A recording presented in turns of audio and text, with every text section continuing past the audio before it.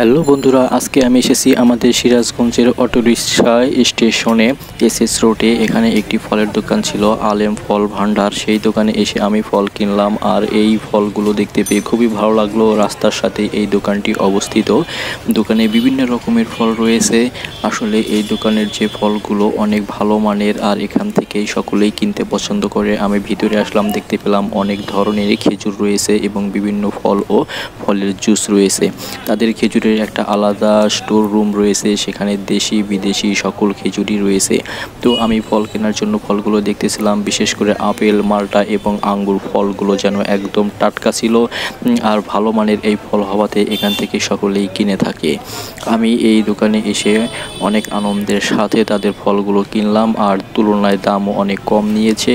তারা খুবই সততার সাথে ব্যবসা করে যাচ্ছে। বিশেষ করে আঙ্গুরগুলো অনেক ভালো ছিল। আমি কিছু আঙ্গুর এবং আপেল কিনলাম।